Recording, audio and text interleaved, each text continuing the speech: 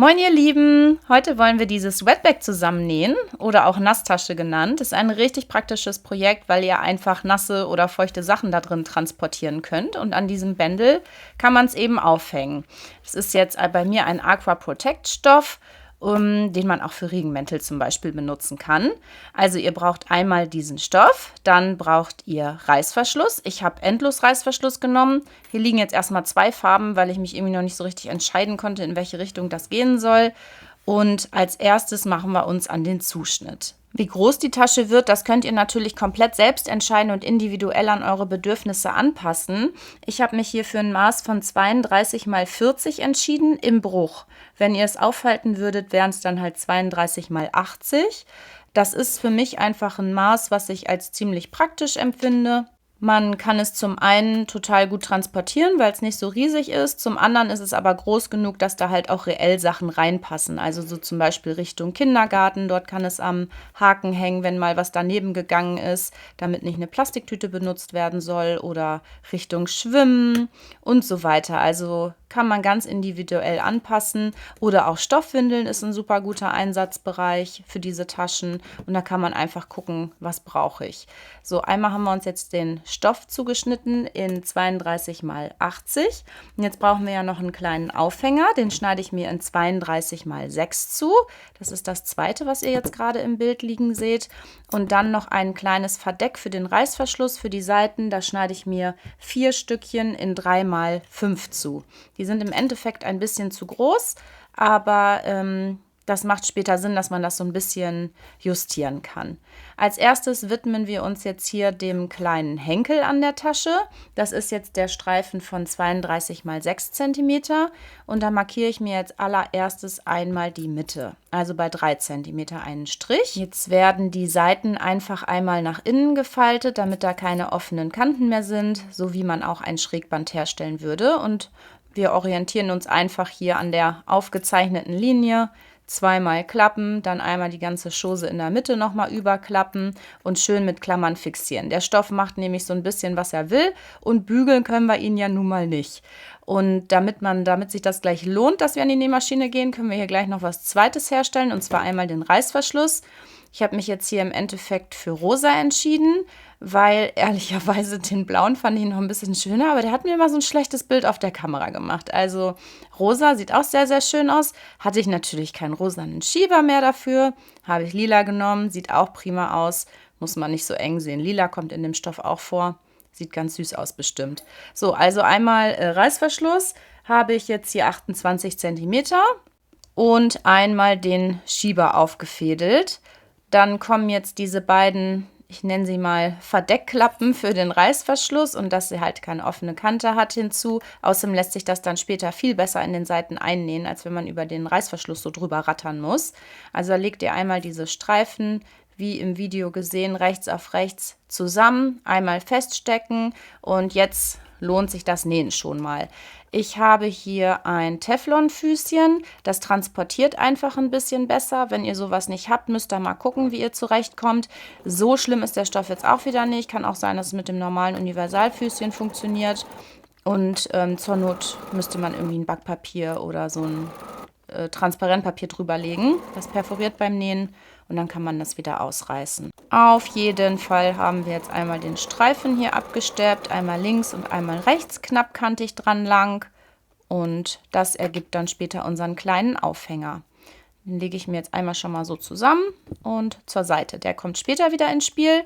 Als nächstes widmen wir uns jetzt hier dem Reißverschluss. Da wurden ja diese kleinen Verdeckklappen rechts auf rechts dran gelegt und das steppe ich mir jetzt auch einmal Füßchen breit ab und dann wird das Ganze so aufgeklappt und auch das wird noch mal ein bisschen, aber knappkantig abgesteppt.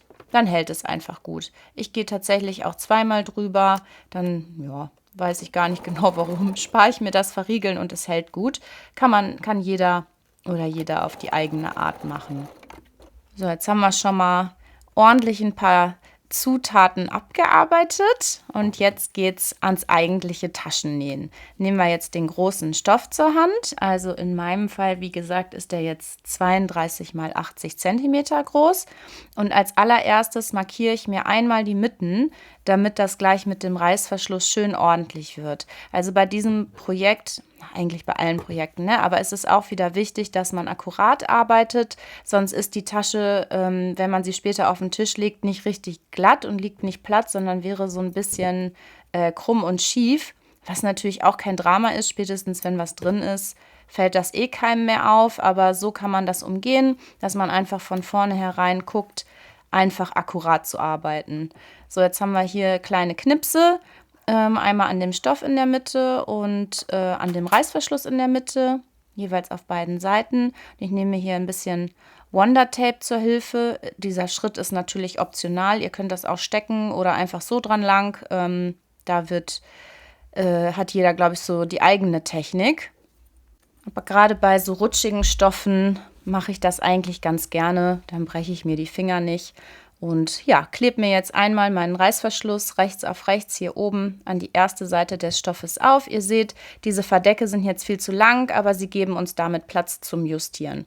Und das wird jetzt einmal mit dem Reißverschlussfüßchen schön knappkantig an der Reißverschlussraupe entlang festgesteppt. Und die transportiert jetzt nicht so toll wie das Teflonfüßchen. Das heißt, an diesem Anfang von dem Reißverschlussverdeck muss ich so ein bisschen vorsichtig dran lang. Aber ja, wie gesagt, auch das funktioniert und es ist ja auch nur ein kleines Stück. Sobald der Schieber kommt, einmal Füßchen hoch machen, Nadelposition unten lassen und den Schieber so ein bisschen verschieben, damit die Naht gleichmäßig bleibt. Sonst hat man da immer so eine kleine Delle drin. So, jetzt machen wir gleich den nächsten Schritt. Heute viele Füßchenwechsel hier übrigens. Jetzt wird direkt einmal der Reißverschluss auch festgesteppt. Ich mache mir jetzt, ist eigentlich untypisch, mache ich eigentlich sonst anders, aber in diesem Fall ist es schöner, mache ich mir die Nadelposition auf ganz rechts und steppe mir das so einmal dran lang, weil dann fährt mir das Füßchen schön auf diesem Stoff. Ich habe das Gefühl, das transportiert dann alles besser. Ist ja im Prinzip auch wurscht, wie das macht, da führen viele Wege nach Rom. Hauptsache, das wird einmal festgesteppt jetzt hier, damit das würde sich sonst immer so blöd aufbeulen. Das muss einmal glatt gesteppt werden, meine Meinung. Und ja, jetzt haben wir schon einen ganzen Teil geschafft. Nämlich eine Seite hat jetzt schon mal einen Reißverschluss. Fehlt noch die zweite Seite und da gehen wir natürlich genauso vor wie eben. Ich nehme mir wieder so ein bisschen Wonder Tape, also es ist so ein doppelseitiges Klebeband. Das gibt es von vielen verschiedenen Firmen. Das gibt es auch so, dass sich das nach dem Waschen auflöst. Ist eigentlich auch ganz cool, wenn man jetzt zum Beispiel Kleidung näht oder auch bei dieser Tasche, die wird ja wahrscheinlich auch irgendwann mal gewaschen.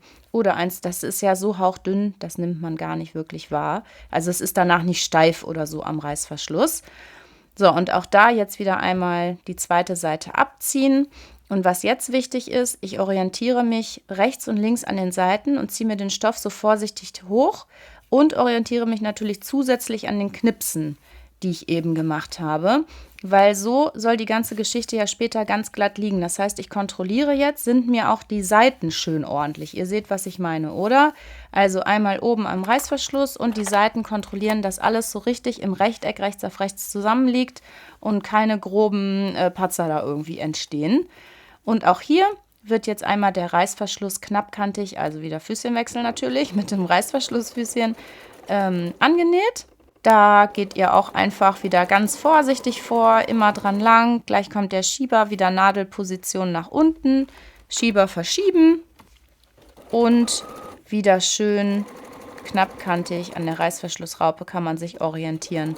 Dran lang und sobald dieses Verdeck kommt, wieder ein bisschen vorsichtig sein. Wie gesagt, es transportiert nicht so optimal, aber kann man schaffen. So, nächster Füßchenwechsel, Teflonfüßchen wieder drauf. Jetzt passiert das gleiche wie eben. Das soll einmal glatt gesteppt werden am Reißverschluss, dass der schön unten liegt. Und dadurch, dass ich jetzt diesen Reißverschluss mit Verdeck gemacht habe, kriege ich den nicht mehr komplett geöffnet. Das heißt, wir müssen uns jetzt so ein bisschen daran lang friemeln und durch diesen Tunnel durchnähen. Aber dadurch, dass die Tasche nicht mikroskopisch klein ist, kann man das schaffen. Also einfach den Tunnel, nenne ich es jetzt mal, immer weiter öffnen und peu à peu alles glatt legen. Und einmal auch knappkantig, da den Reißverschluss runtersteppen. So, dann unten einmal alles durchfriemeln. Ich hoffe, das ist jetzt irgendwie deutlich geworden, was ich da getan habe. Und so sieht das Ganze jetzt aus. Der Reißverschluss ist perfekt drin und jetzt könnt ihr das alles rechts auf rechts legen. Ja, vorher natürlich noch schnell hier das überschüssige Stöffchen abschneiden. Gleichzeitig kann man dann auch die Fäden schon mal einkürzen, die da vielleicht noch rumwuseln. Jetzt wird das alles schön glatt gelegt. Ganz wichtig ist jetzt, dass ich fange oben an und gucke halt, wie ergibt sich das erstmal da am Reißverschluss. Da gibt es ja diese beiden glatt gesteppten Bereiche jetzt und die sollen sich natürlich genau treffen und schön nach oben auch alles ausformen. Und ich achte darauf, dass der Reißverschluss oben genau gerade nach oben guckt. Ich merke, mir fehlen da so ein bisschen die Worte, das genau zu formulieren, aber ich denke, ihr wisst, was ich meine. Es soll einfach gleichmäßig sein. Ihr seht, ich gehe da so mit dem Finger rein, alles schön nach oben ausformen, oben einmal feststecken, gucken, dass der Reißverschluss schön gerade nach oben guckt und nicht an der einen Seite so ein bisschen nach rechts abfällt oder nach links abfällt. Das kann nämlich total einfach passieren. Und dann auch die Seiten festmachen und ganz zum Schluss lege ich mir alles ganz glatt hin und gucke dann nochmal, ob irgendwas ausgeglichen werden muss. Also ich streiche da so gefühlt 15 Mal drüber, dass ich gucke, dass dieses Projekt soll jetzt platt liegen. So, da soll keine Welle irgendwie nach oben hochgucken, weil sonst wird das später nämlich auch der Fall sein. Jetzt kommt auch schon der Aufhänger dran. Ich lasse das aber nicht so, dass die ganz genau übereinander liegen, sondern ich lege die beiden Enden nebeneinander da rein. Das hat einfach den Vorteil, dass man gleich nicht über so fette Bereiche nähen muss. Nicht jede Nähmaschine macht das so optimal mit und es sieht auch nicht so wulstig im Endeffekt aus, weil es ist ja eher eine glatte, dünne Tasche und ja, in meiner Erfahrung ist es einfach so schöner. Ihr könnt auch das natürlich anders machen, wenn ihr das anders schöner findet. Wer möchte, kann sich noch ein Label anbringen. Ich mache das jetzt hier auf der anderen Seite. Kann man natürlich auch ganz woanders anbringen. Auch das alles optional, je nach Gusto. Ja, und jetzt wird auch schon genäht. Bitte nicht so schief, wie ich das gerade gezeigt habe, aber einfach einmal rechts und links jetzt eine gerade Naht dran lang.